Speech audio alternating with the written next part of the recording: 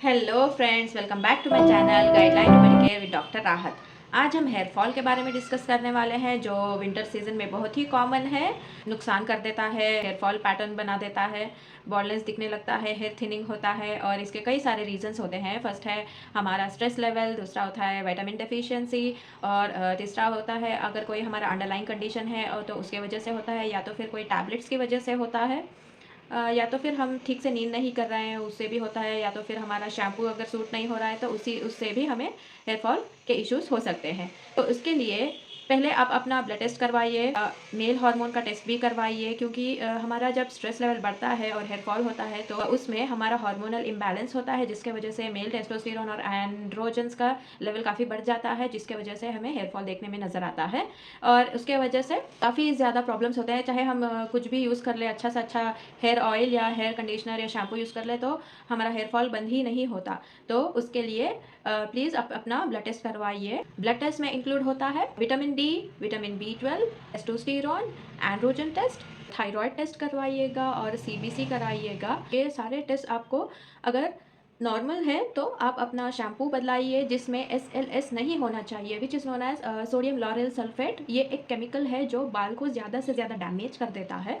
The shampoo which is mild वही आप लीजिएगा, तब आपको डिफरेंस नज़र आने लगेगा। हम टिप्स की तरफ चलते हैं जो हेयर फॉल को कम करने में काफ़ी हद तक मदद कर सकता है। तो पहला है हमारा हेयर बैंड। जो हम बैंड यूज़ करते हैं वो सिल्क या सैटिन का स्क्रंची होना चाहिए जो हार्श ना हो हमारे हेयर के ऊपर जब भी हम हेयर बांधते हैं अपने। तो दूसरा आता है हमारा हेयर कॉम्ब। हेयर कॉम्ब हमारा वाइट टूथ का होना चाहिए जो नीम के पेड़ से बना हुआ हो। वुडन नीम ट्री का कॉम्ब मिलता है मार्केट में या तो फिर ऑनलाइन भी मिलता है, वो आप अपने इस्तेमाल में लाइएगा। वो एंटीबैक्टीरियल है, एंटीबायोटिक प्रॉपर्टीज़ हैं उसमें, तो वो काफ़ी हद तक आपके हेयर फॉल को कम कर सकता है।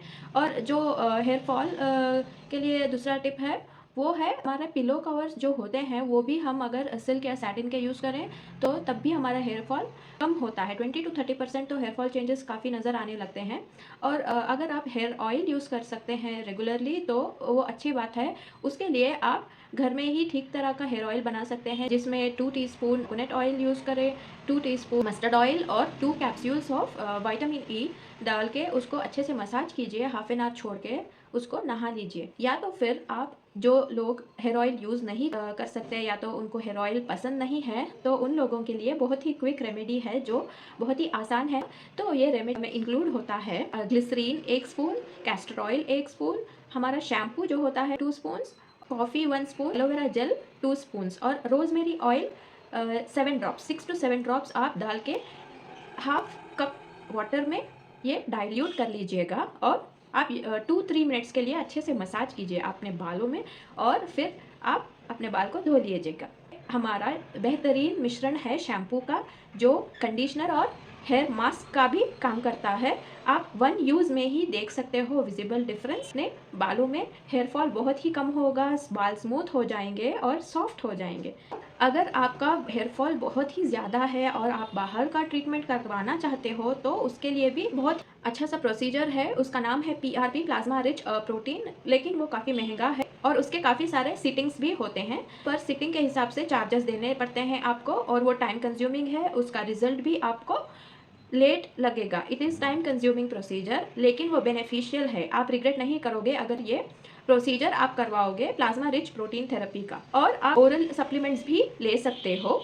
वो सप्लीमेंट्स हैं विटामिन D, बायोटिन और B12 के कैप्सूल्स। या तो B12 का नया प्रोडक्ट लॉन्च हुआ है जिसका नाम है न्यूरोकाइन प्लस, तो वो आप यूज़ करके देख सकते हो। और अगर आप हार्मोन्स को रेगुलेट करना चाहते हो तो उसके लिए आपको सीड्स खाने पड़ेंगे, पंपकिन सीड्स, फ्लैक्स सीड्स और स्प्राउट्स। उसमें ग्रीन मूंग जो होता है वो बहुत ही इंपॉर्टेंट होता है हमारे बालों को नरिश करने में। In a month you can see the difference अगर आप ग्रीन मूंग और कर्ड का हेयर मास्क यूज़ करके देखोगे तो।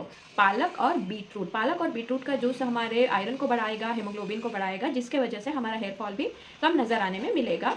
और जो हम प्लास्टिक कोम्स यूज़ करते हैं अगर हम उसको अवॉइड करें तो बताया आपको कि नीम का कोम यूज़ करने के लिए if you can use as an alternative plastic comb, आप फ़ायदा देखोगे कुछ ही दिनों में। ये मैंने वीडियो इसलिए बनाया क्योंकि ख़ास सब्सक्राइबर ने ये रिक्वेस्ट किया था, तो इसलिए मैंने बनाया है। अगर आपको ये वीडियो अच्छा लगा तो please do like, share, subscribe and comment on my channel. और till then take care and bye.